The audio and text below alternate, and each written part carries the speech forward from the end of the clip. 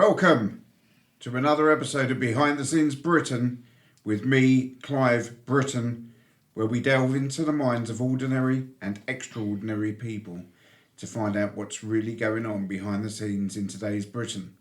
But before we move on, I'd like to introduce, as always, my co-host and producer of the show, Will G. Jones. How is it going, Will? Excellent, Clive. Great to be here.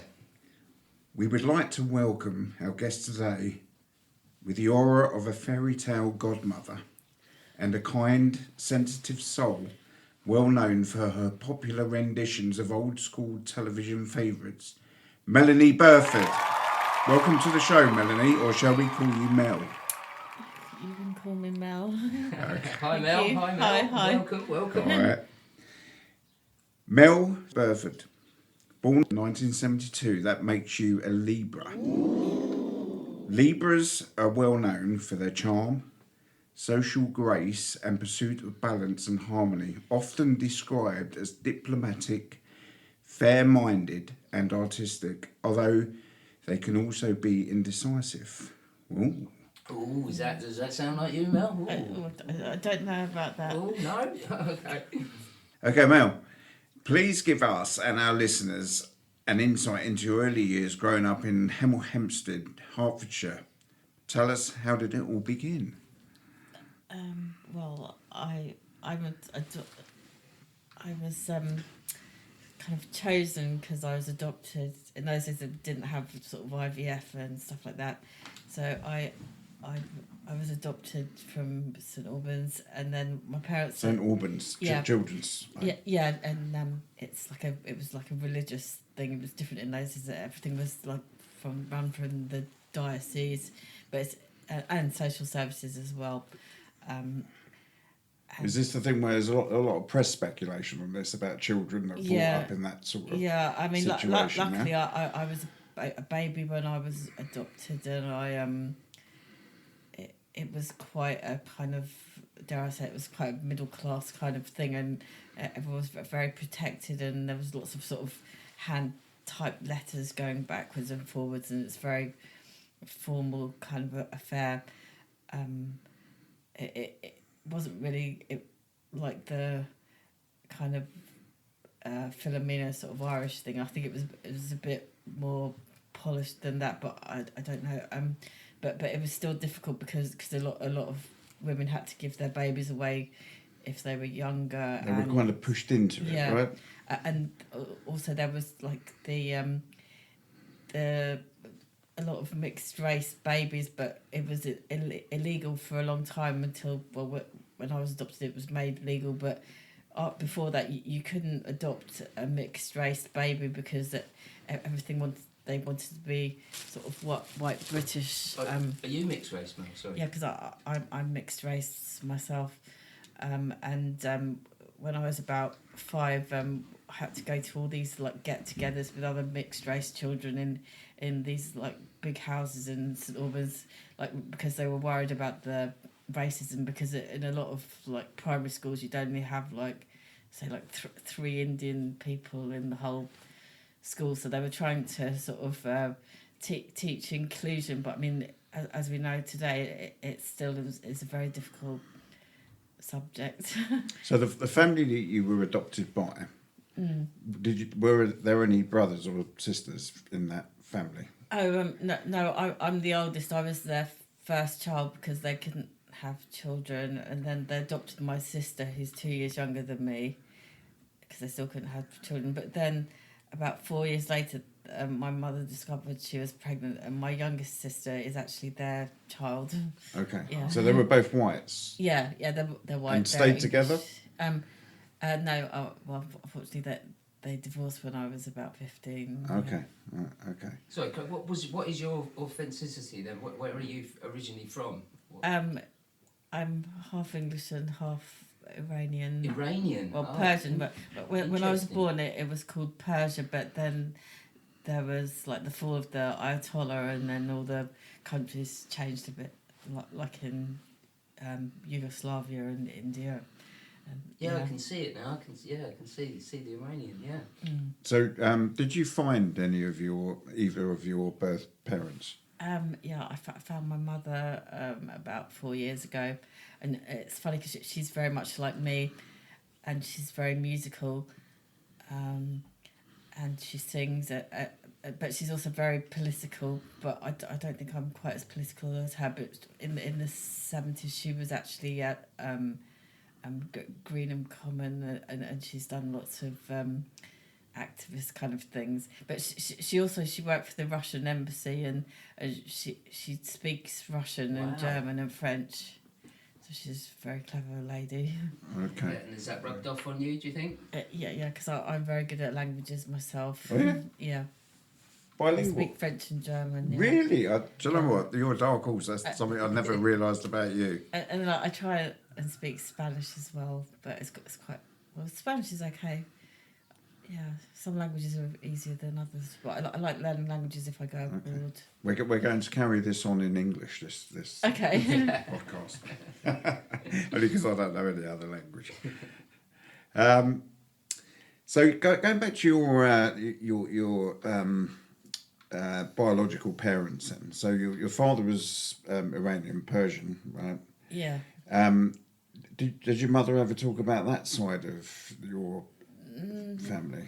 Well, I don't think she really wants me to know about it because she didn't know him for very long. She didn't really keep in touch with him after I was born, so she's not very keen to talk about that. So Do you know anything So about that's- him? Was he a millionaire or anything like that? Or I think he was a Prince? builder, but I looked him up on the internet, which we're not supposed to do because social services don't like it. But I found this thing about because he was known as Mr. Navabi, and I think he might have had a men's clothes shop or something like that, or he sold clothes in the market or something. I don't know. Oh. I think he was a bit of a businessman, but I don't really know. But I would like to find out possibly a little bit more. Interesting stuff, yeah. And also, as I said earlier, there's been a lot of television programs and films and stuff about people that have been in the same predicament where they've been fostered through the church Oh, okay. and found it very difficult to find the parents because they were like the mothers were like the records are Yeah. mixed up and Have destroyed. they? Maybe Really? and a lot of the time when the mothers are quite young, so they're pushed into adopting the children out, Yeah. and then they never hear from the children again. And No, that I don't think you're allowed to get anything till you're 18. I had a letter that was written to me for me to read when I was 18, but unfortunately I wasn't particularly thinking about searching for my parents at that time. But she wrote it so that I could read it on my 18th birthday, and it had an address on it which she no longer lived at. Okay. So I had to kind of trace the address again, and so I joined this thing called the Adoption Contact Register, where you have to pay a little bit of money, and then they kind of help you out.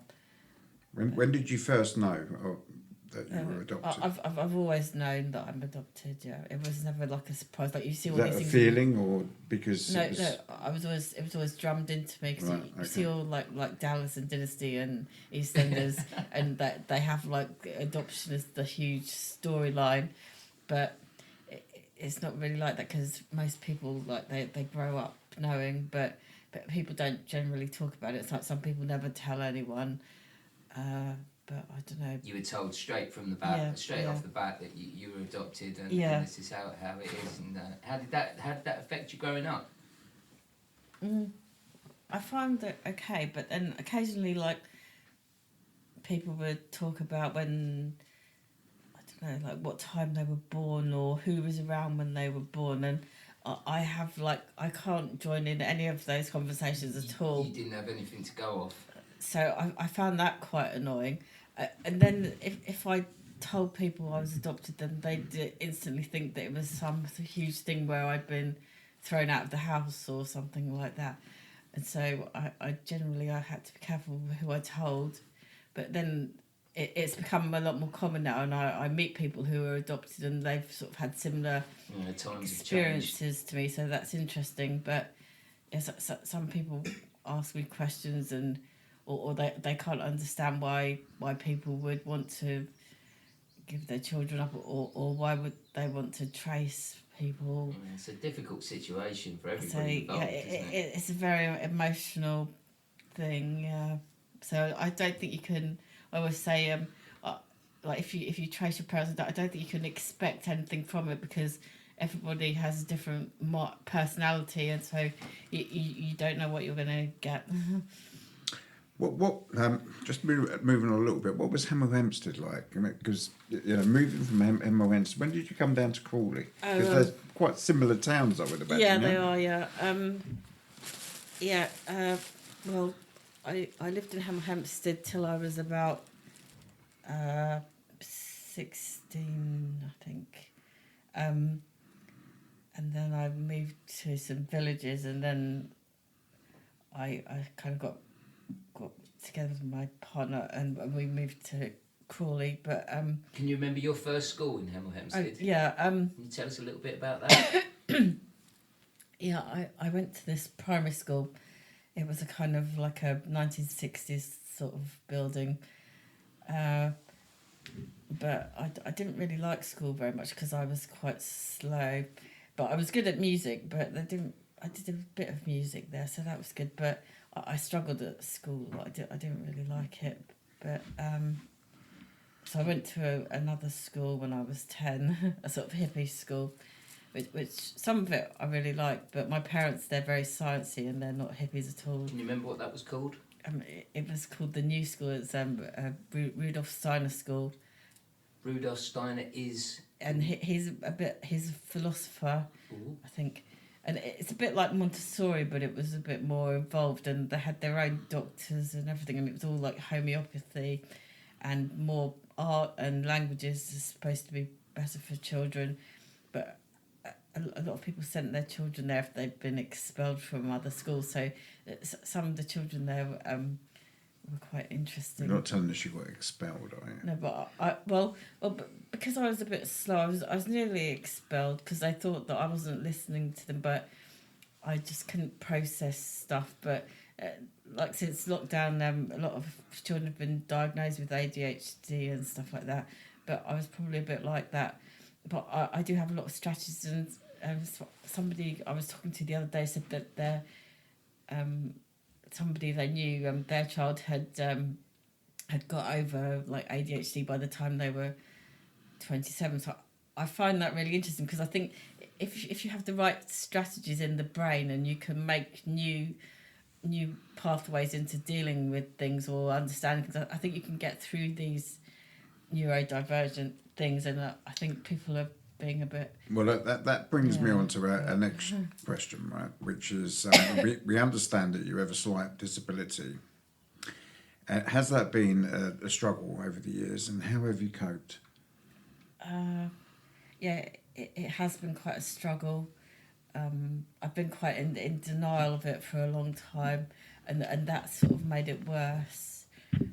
And I kind of gave into it a bit, and I haven't managed to keep certain jobs I haven't managed to keep. When you say you gave into it, what do you mean by that? Well, I think I let it sort of victimise me quite a lot. Okay. And I look at really sort of tough people now, and I think if I had been like that, I would have got through it. Can you tell us a little bit, first of all, about the disability? What it actually is? Well, it's a sequencing problem. So if somebody gave me like 6 things to do, then my brain might throw off the 6th one, and then it would upset the whole of the process. So like if I've been in a job and they said to me, can you do this, this and this, and then I get it wrong, and then they get annoyed, or people get annoyed with me. Or the other thing that it does is it affects my coordination. So like if I'm walking along it in a crowd of people, then I can't sort of process the distances around me, or if I'm trying to get past chairs. That sounds like a kind of acrophobia kind of thing. Yeah, it's strange. It feels like agoraphobia, but I try and explain it to people, and then they understand. But if someone first of all sees that, then they find it a bit strange. Is there actually a terminology for this, or like a Yes, label? I was thinking the same, yeah. Well, I was diagnosed with my medical condition, and then they discovered that I had dyspraxia, and it's probably the dyspraxia that makes me do that, because my other medical condition is sort of a neurological thing that is quite mild, but I think the dyspraxia makes the coordination worse. We've with that sort of condition, I can imagine it must make you feel very anxious at times, especially when, like you say, walking along in town. There's a lot of people. Can you tell us a little bit about how you deal with that? I don't know. I think I probably just sort of give into it, or just use my elbows. But if I'm in my local town, then I just feel like I'm relaxed and I just walk along. I probably look a bit dizzy, and I don't always walk in a straight line. But if I go to somewhere like London, like when I was about 19, I decided I wanted to work in London as a temp. And so I thought, even though I've got my medical condition, I still want to do this. So I went to London every day on the tube, because I lived near North London, and I was doing this typing job, and it was in Willesden Junction. and so I'd go there every day on the tube, and then I'd type on like WordPerfect, as it was in those days. And I was a whiz at WordPerfect, because it was before awful like Windows stuff came along. And did audio typing, and it was really good, and I was in this huge bubble, and yeah, that was really amazing. Very brave of you there, Mel, wasn't it? Yeah. I think I felt like I was on some kind of adventure. Did that give you some armour, do you think? Yeah, it did, but then I really enjoyed it, and I earned quite a lot of money, and I was really proud of myself.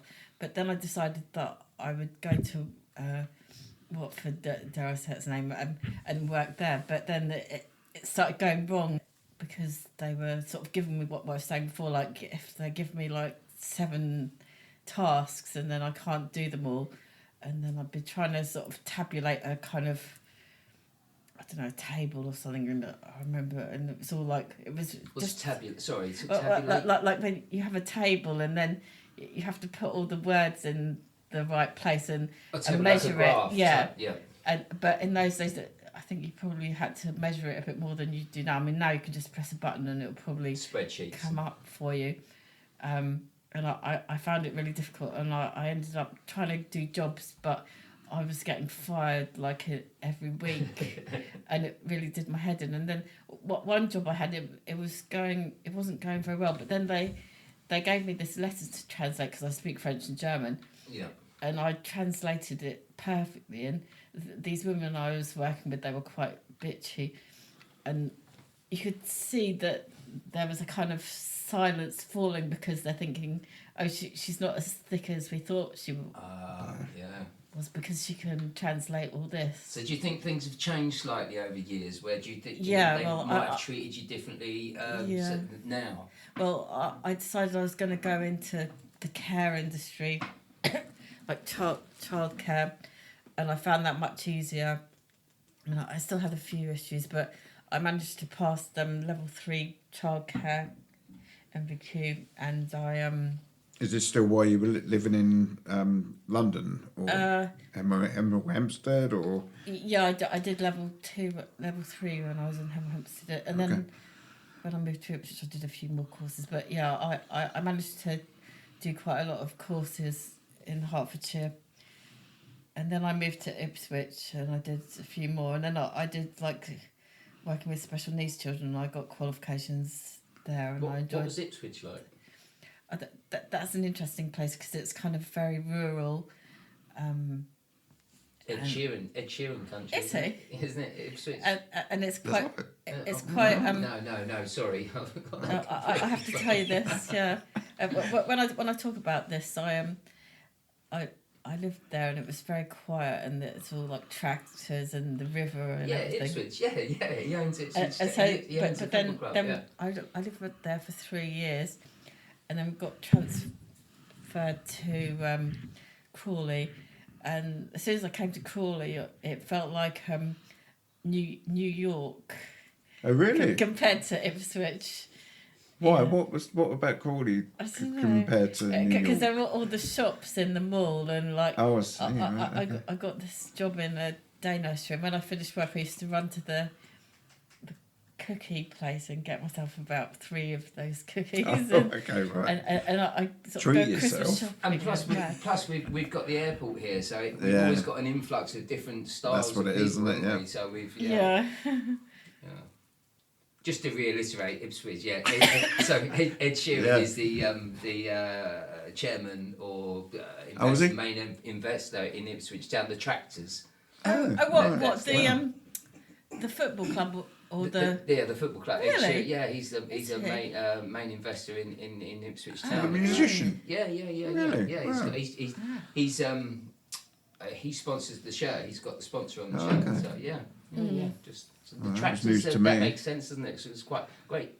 Is it near Great Yarmouth? Yeah, most of it was weird because most of the sort of local news was about tractors and farming and in those days as well.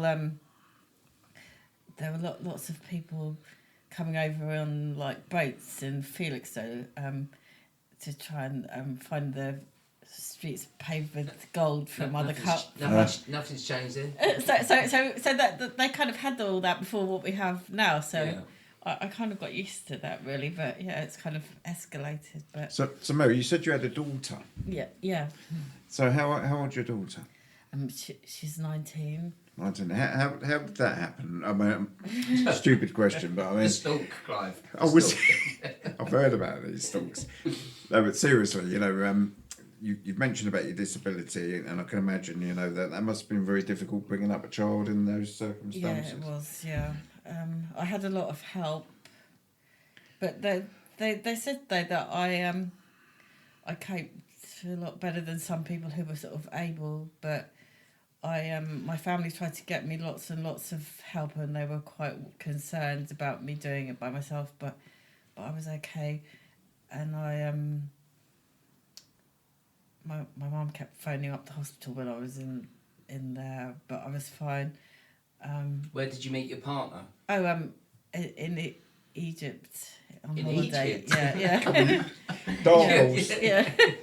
So there's something about Egypt. When did that happen? That was in about 1994. Yeah. Unfortunately, we're not together anymore, but we're still friends. But I met him in Egypt on holiday because he likes travelling like me. Yeah. Yeah.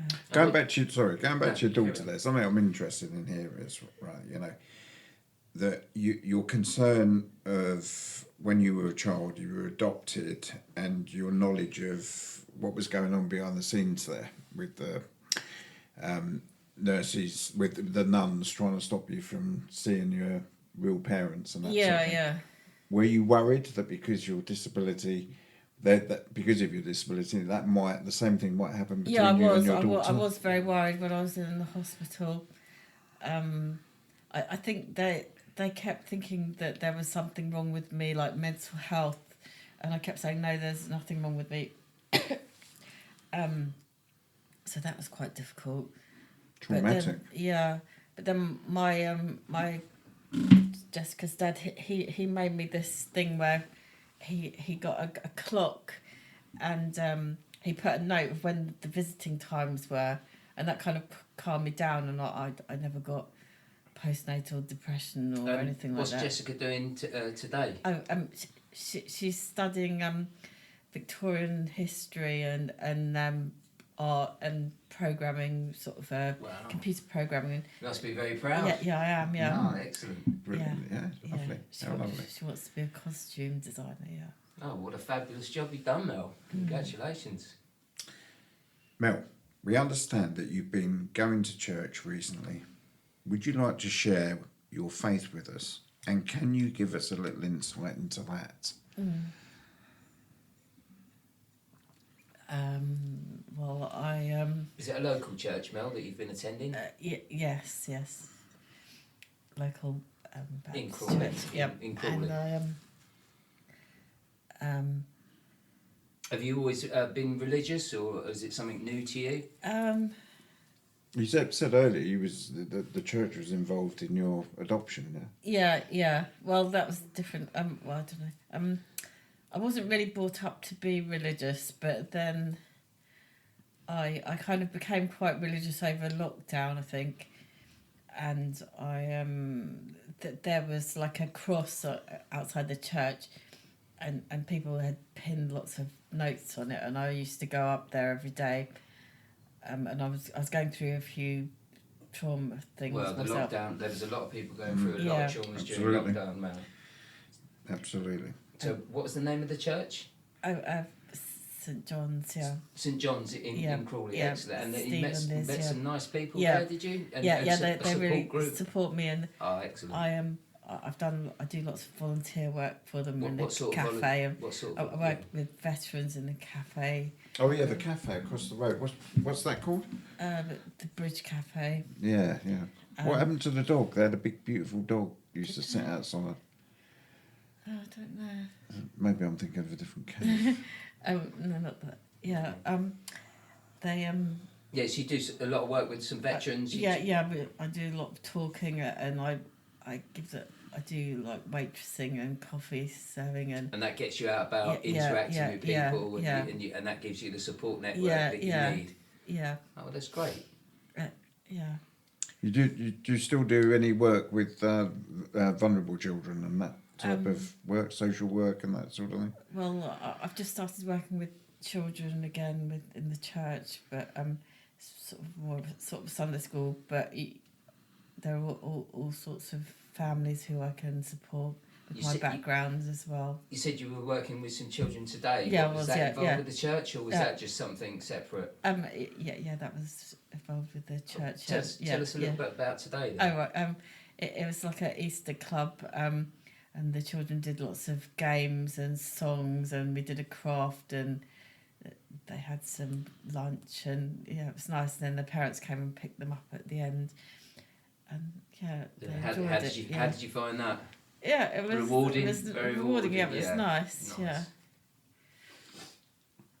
The church itself, is that the one that's right in the bang centre of town?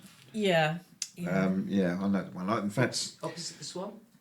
Not that one. No, this is the one. Friars, the Friary. It's right next to what used to be the Matter of Taste. You know where the walkway is that goes through. I know. Church Walk, is it? Yeah. It's called Church Walk, isn't it? Yeah. I remember I bumped into you one day. Oh yeah, you did. Yeah. I was with was it my grandson or my granddaughter, and they had some food on in the church, and we come in to have a look around. Yeah, and, I remember. Yeah, it was quite nice. Everybody was lovely. I have to say. they're lovely Really nice people. Yeah. And so that what kind of gives you is it comforting to go there? Yeah, it is. Yeah, it's good. Yeah. And you're down the pub quite a lot in the Swan, aren't you? Not drinking, I don't mean. No. You're quite a regular there. We always see you down there. Yeah.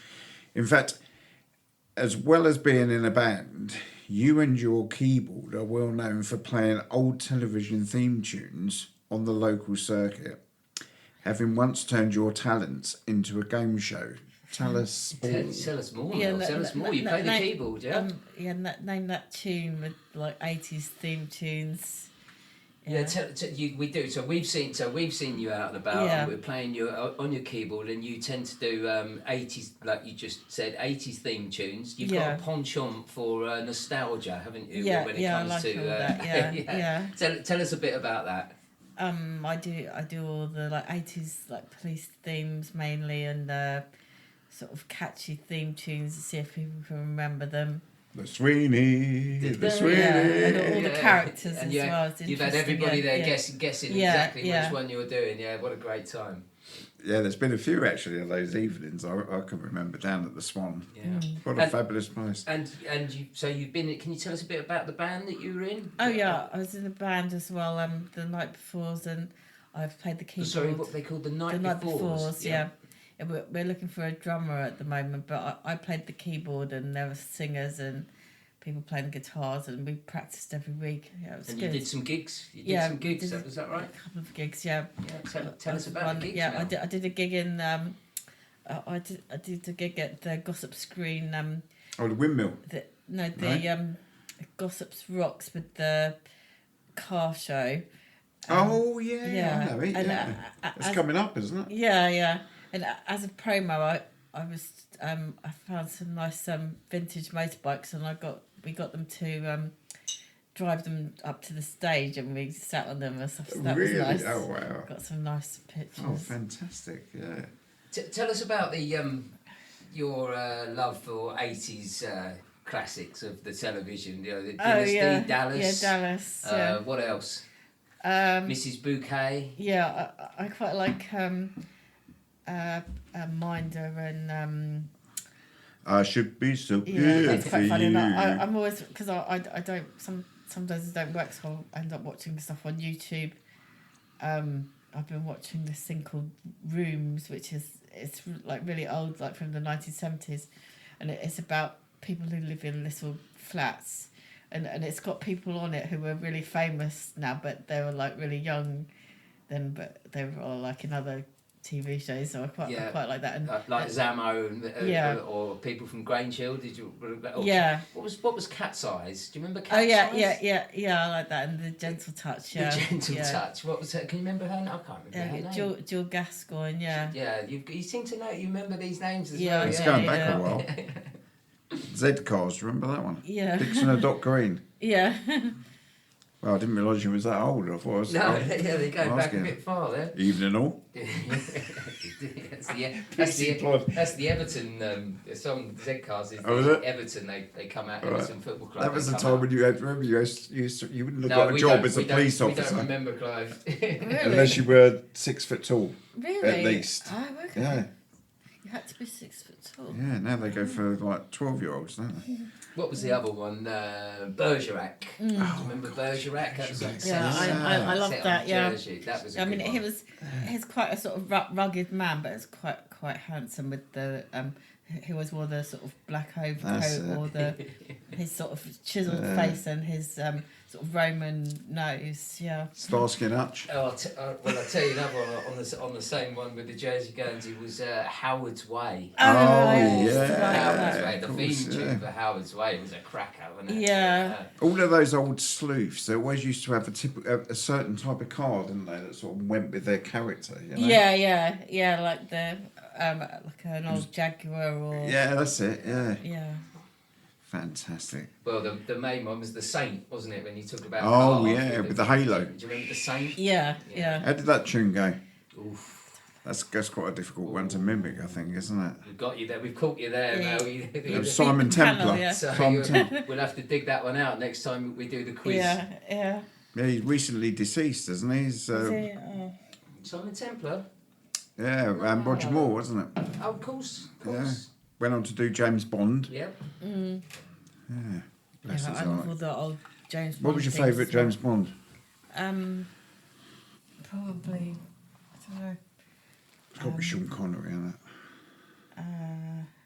I quite like. What was the Moonraker? That was a good one. Yeah, that was with Roger Moore, wasn't it? Roger Moore. Yeah, I like all the Roger Moore ones. I used to go and see them at the cinema with my dads. Yeah, I think most people did, didn't they? I've seen a couple. I've seen Octopussy at the cinema. Yeah. Yeah, The Spy That Loved Me was good, wasn't it? He was just moving around the sea in the old Lotus. Oh, excuse me. This has been excellent.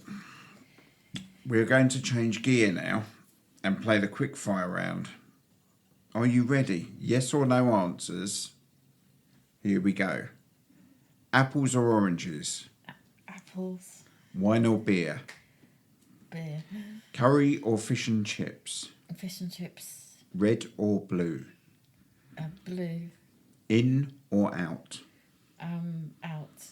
Oasis or Blur? Oasis. EastEnders or Coronation Street?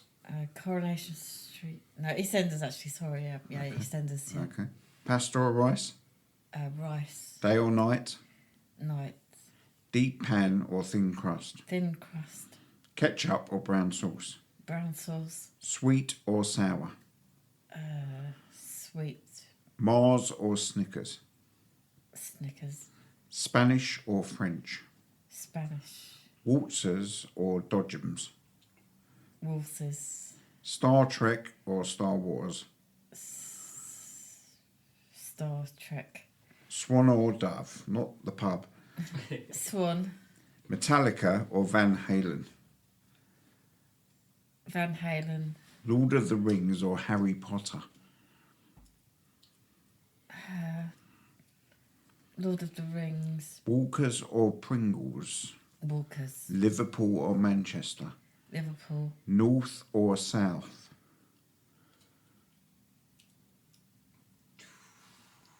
South. Left or right? Left. Another fine display. Well done, Mel. Well done. Well done. It's now time for your deep dive question. Ooh. Are you sitting comfortably? Yeah. Who shot JFK? Lee Harvey Oswald. Oh, but did he now? But there's a lot of conspiracy because Well, there's about 3 different people it could have been, or that they I don't know. I suppose they could be covering up for each other, or there might be completely other stories going on. So the mainstream have us believe that it was a single gunman, lone gunman, as in Lee Harvey Oswald, wasn't it? Yeah, well, supposedly, yeah. Well, this is it. This is what they made. Do you believe? Do you just subscribe to that, or do you subscribe to any conspiracy theories that lead from that? I have no idea. I mean, there's a lot going on. I guess it could have been organised in a way that made it look like there was one person, but there could be like 50 people behind it. There could be a whole, I mean, some say the CIA. Yeah, that's a big one. Really? CIA so it could have been an inside job. Inside job, yeah. yeah. Oh, okay. We don't know. There's also a story, that you know the book The Catcher in the Rye, which was John Salinger, I think, right? Yeah. So there's a bit in there with this used to be national curriculum, and I think it still is in some parts of America. But there's a bit in there where there's a poem, and it's catcher, catcher, catcher in the rye, right? And they reckon that the CIA used this as a trigger for their... Really? Yeah, for people that have been like that they... Mind control. Mind control, okay. yeah. Did you know this? And apparently... one of the books was found with Lee Harvey Oswald. Yeah. Or it might have been the guy that shot him, right? Because he was shot as well, wasn't he? Yeah, did you know about that? That he was shot? Yeah, I Harvey read Oswald that, was yeah. shot as well afterwards. And one of the books was found with the guy that killed John Lennon. Mark Chapman. Really? Yes, yeah. So there's... it is a. Well, I've heard recently. I've heard many a story recently. The one that I've seen is that there's a new film or a piece of film footage that shows the original footage that wasn't edited. Yeah, because it was all where the videos, the driver actually turns round and shoots. Oh, really? Oh, right. Yeah, and there's the woman that gave this footage. She says, I mean, we're talking internet stuff here, so nobody knows anything, do we, on the internet? It's all Can't believe the thing. But if you look closely, in that footage, there's a tree in the background, and the tree is missing half of its. Oh, really? Yeah, right. half of the thing. So you've got the top of the tree, but it's missing its trunk. Right. Where it's been edited. Yeah.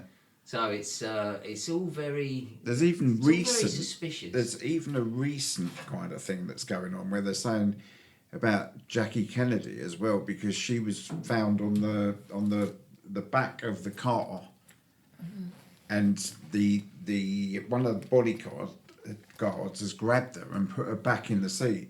So what was she doing? She was trying to get. This is what they're saying. Yeah. She was trying to get away from the shooter. Yeah. This is what she's saying. Yeah. But so have you ever looked into that at all, Mel? Any of the conspiracy theories with JFK? No, I don't know. The film of it is very kind of compelling, isn't it? Yeah. Have you seen the film? have There's been a few. I mean the footage. Oh right, yes, yeah. Or I knew someone in like the 90s, and it was before you had YouTube and stuff, and they'd like recorded it off the radio, but yeah, it's quite eerie, it's quite shocking. isn't it? Yeah, the whole thing is quite eerie. So how do you feel about it? What's your gut instinct telling you? Yeah, that it's not the whole story. Yeah, definitely There's something not right. Well, there's also the mob. They also talk about the mob were involved. So the when I say the mob, the mafia, they weren't getting their own way. Well, I think one of the bottom line things was that, according to history, right, so John Kennedy wasn't really much of a warmonger, was he? He was like a peaceful guy. And so, they wanted to go to war. Well, they needed to go to war to keep the currency going, and so to develop arms and steal the oil from other countries. He wouldn't do as he's told. Yeah, basically, wasn't it? And so, well, let's get rid of him. Oh, so he'd already argued with them about various things. Okay. So the mob had. So he was a bit of a rebel then, anyway. Yeah, I remember now. Yeah. A rebel all round to all sorts of people. So they got rid of it. There was another thing about his brain. There's something about his brain. Do you know about that at all? Yeah, well, that was another reason given by Jackie Kennedy why she was out on the hood of the car, because she was trying to gather bits of his brain up. Okay. That she'd seen been blown out. Yeah, but. Yeah, that's another explanation of her why she was trying to. You can see that because I can go with that because you want to sort of put your loved one's body back together. Well, okay. Right. I see. I don't know. Yeah, maybe nobody does. Okay, Mel. So where do we stand on that then, Mel? Was JFK shot by a lone gunman, or was there something else? Final word. I think. Your own opinion. That there probably was something else, but it's all like in the Bible. There's like Ezekiel. He had various issues, which I'm not entirely sure. Carry on. There's this quote that I look at quite a lot. Dry bones, like things happen. And then you have to sort of leave them there like dry bones, and I don't know, not things happen for a reason, not let sleeping dogs lie, but some things in the past you can't change the past, and you just have to leave it, or you just have to think of a symbol for it in your head or something. Move on and just move on. Yeah. Sometimes I wonder if things are just set in stone, a bit like a fossil, and all you're doing is just breaking away the sand around it. Yeah. So what we saying, Clive? What we say? I'm saying definitely saying fishy. Well, I think if you had somebody like suddenly come forward as a prime minister who really does have a heart and wants to help the country, he's going to be shot dead in 10 minutes. This is it. Yeah. So he had too much to say for himself, I guess. So we'll leave it there, shall we? Yeah. Well, that's been an interesting conversation, and thanks for being so honest. But before we wrap things up, we have a couple more things to ask. What would you say to yourself if you could go back 20 years? 20 years. I think you said earlier you might take the world by storm. Yeah, I would. I'd just be more, be proactive and not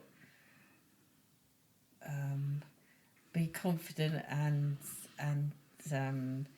have some integrity is the word, isn't it? Well, I think you've got plenty of that, mate. Definitely. Yeah. If you could come back as an animal, which animal would you come back as and why? I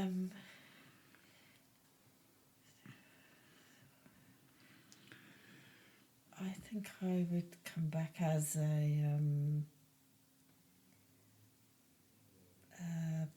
something like a wolf or something that I could sort of hide away, but I would protect myself.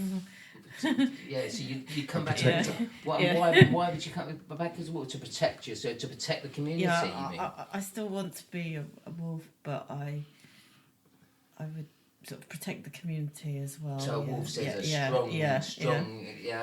Yeah. Not howling at the moon, then. No. No.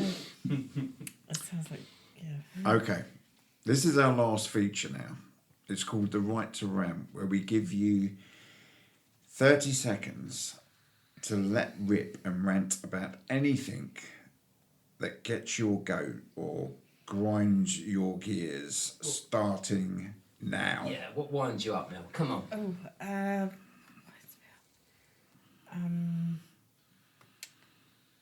Like if you go in shops and then there's nobody to ask where things are, I don't know, and everything's on the internet now, or you have to look up everything on the phone, and you can't talk to people anymore. Everything's turned into computers. Everything's digital. Yeah, digitised.